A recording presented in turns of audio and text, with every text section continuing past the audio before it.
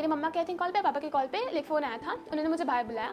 मैं सोची क्या है ये फ़ोन क्यों है, पता चला आईआईटी बॉम्बे के डायरेक्टर का फ़ोन था। उन्होंने मुझे बोला कि तुम्हारा रैंक 16 है और तुम गर्ल्स कैटेगरी में फर्स्ट हो।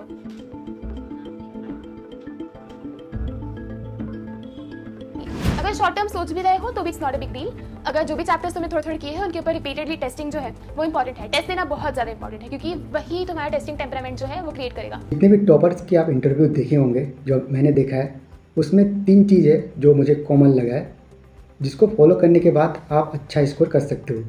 मैं ये बिल्कुल नहीं दावा करूँगा या फिर बोलूँगा कि इस वीडियो को देखने के बाद आप लोग टॉप कर जाओगे, बट हाँ, मैं आप लोग को ये ज़रूर बोलूँगा कि इस वीडियो को देखने के बाद या इस वीडियो में बताए गए स्ट्रेटजी को अगर आप फॉलो करते हो तो आप बहुत अच्छा स्कोर कर पाओगे कम टाइम में। देखिए, ऐसा नहीं कि आपको 12 घंटा पढ़ना है, 14 घंटा पढ़ना है, 16 घंटा पढ़ना है तभी आप अच्छा स्कोर कर पाओगे, ऐसा नहीं है। बट हाँ, आपको अगर अच्छा स्कोर करना है तो कुछ बातें हैं जिसको फॉलो करना होगा आपको।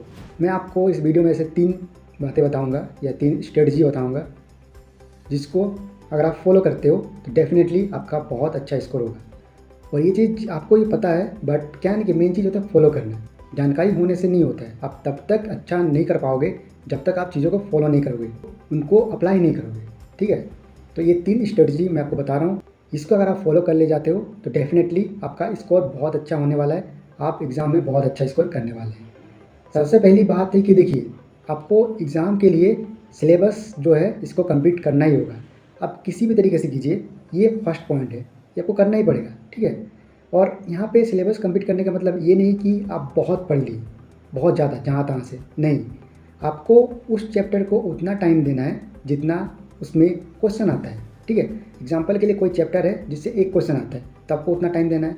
अगर किसी में 3 क्वेश्चन आता है, किसी से 4 क्वेश्चन आता है, तो आप लोग के लिए बहुत ज़्यादा इंपॉर्टेंट है, ठीक है। जैसे फिजिक्स का बात करें, इलेक्ट्रोस्टैटिक्स, मैग्नेटिज्म, इससे अच्छा खासा क्वेश्चन देखने को मिलता है जी में, तो इसमें आपको थोड़ा टाइम देना पड़ेगा ज़्यादा। लाइट से भी अच्छा खासा क्वेश्चन आता है तो लाइट पे भी आपको टाइम देना पड़ेगा, है ना।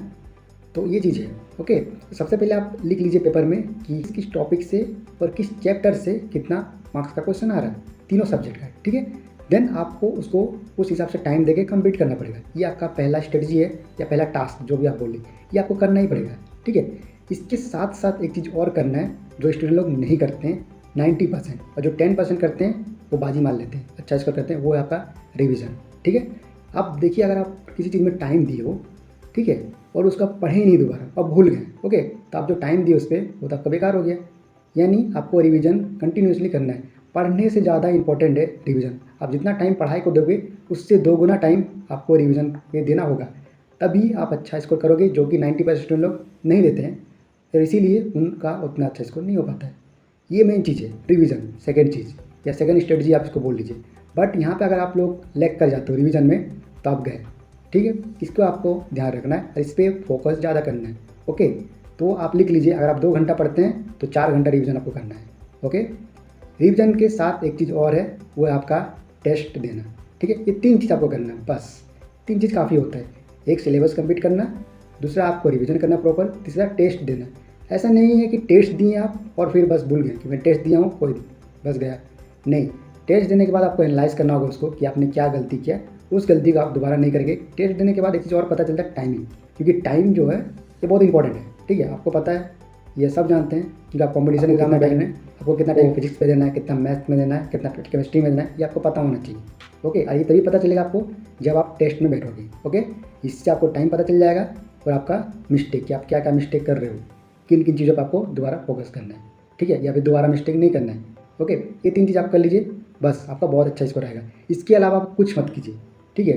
कुछ करने की ज़रूरत नहीं है फालतू। आप जितना फालतू टाइम दीजिएगा जहाँ तहाँ, ठीक है, उतना आपको प्रॉब्लम होने वाला है। टाइम आपके लिए बहुत इंपॉर्टेंट है, बट आप कहाँ कहाँ यूटिलाइज़ करते हैं ये आपको ध्यान रखना है। तो ये 3 चीज़ आप देखिए, अगर करते हो, इसको फॉलो करते हो आप, है ना, तो आप देखिएगा, आप डेफिनेटली आपका अच्छा स्कोर होने वाला है। और ये बात आपको ही पता है, ठीक है, आप जानते हो, ठीक है, बात आप करते नहीं हो। मेन चीज़ है फॉलो करनी, स्ट्रेटजी को जानना इंपॉर्टेंट नहीं है, मैंने आपको पहले ही बताया। आप फॉलो कर ले जाओगे, आप उन 10% स्टूडेंट लोग वहाँ जाओगे जहाँ आपको जाना है। तो इन 3 चीज़ों का अप्लाई कीजिए, डेफिनेटली आप अच्छा स्कोर करोगे, ओके। All the best.